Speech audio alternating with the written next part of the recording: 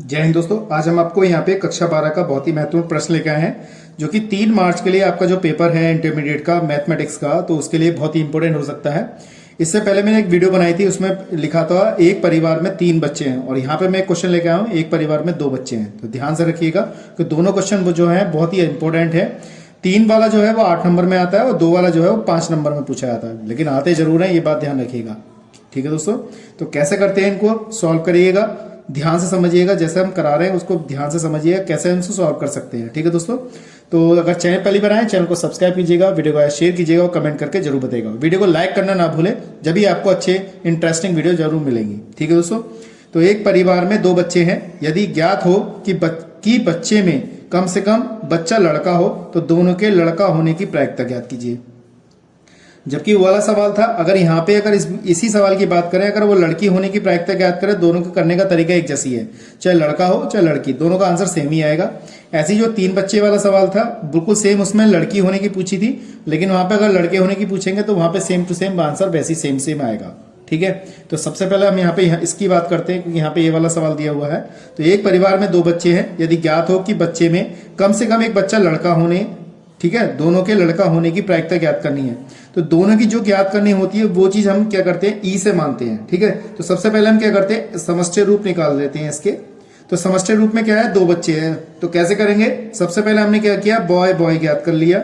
ठीक है, ये होगा हमारे पास, फिर गर्ल्स बॉय होगा, ये बात ध्यान रखिएगा, बॉय बॉय होगा फिर गर्ल्स बॉय होगा। तो यहाँ पे फिर लिखेंगे हम बॉय गर्ल्स हो सकता है, और फिर उसके बाद क्या हो सकता है, गर्ल्स गर्ल्स हो सकता है। तो फिर इससे ज्यादा समष्टि रूप नहीं हो सकते इसके, क्योंकि इसमें 2 प्रकार यहाँ पे 4 दे रखे हैं। अगर ये चीज इससे ज्यादा नहीं हो सकता, क्योंकि 2 लड़के हो सकते हैं, 2 लड़की, या एक लड़का एक लड़की, या लड़का या लड़की, इस टाइप से ज्यादा, इससे ज्यादा इसकी संभावना नहीं है।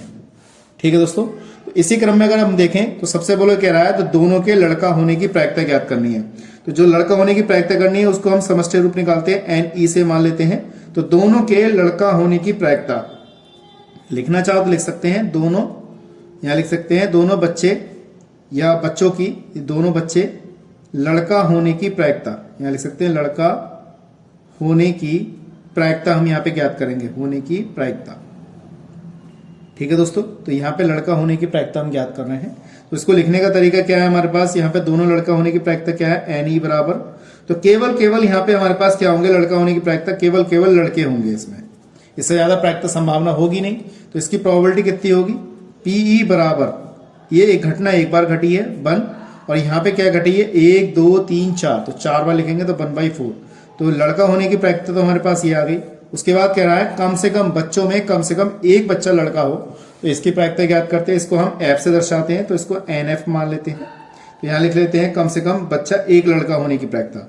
तो आप हिंदी में लिखना चाहे लिख सकते हैं दोनों में, एक कम से कम एक बच्चा लड़का होने की प्रायिकता। तो एक बच्चा होने की प्रायिकता क्या होगी, तो बॉय बॉय होगा, गर्ल्स बॉय होगा, और बॉयज गर्ल्स होगा। गर्ल्स गर्ल्स नहीं होगी इसमें, क्योंकि लड़की नहीं होगी, लड़के की बात कर रहा है। तो इसकी प्रोबेबिलिटी कितनी होगी, पी एफ बराबर 1 2 3, यहाँ पे 3 लिखेंगे, 3/4, ये इसकी संभावना होगी, प्रायिकता। ठीक है, इसके बाद हमारे पास क्या है, यहाँ पे इसकी प्रोबेबिलिटी निकालते हैं। तो सबसे पहले इसमें से जो कॉमन आएगा, ई इंटरसेक्शन एफ में से जो कॉमन आएगा, तो कॉमन क्या आ रहा है, बॉय बॉय, तो यहाँ पे हमने बॉय बॉय कॉमन निकाल लिया। तो इसकी प्रोबेबिलिटी कितनी हो गई, पी ई इंटरसेक्शन एफ बराबर N E intersection F upon में हमारे पास क्या हो जाएगा यहाँ पर, ठीक है दोस्तों, एन ई। तो यह संभावना हमारे पास इतनी हो जाएगी,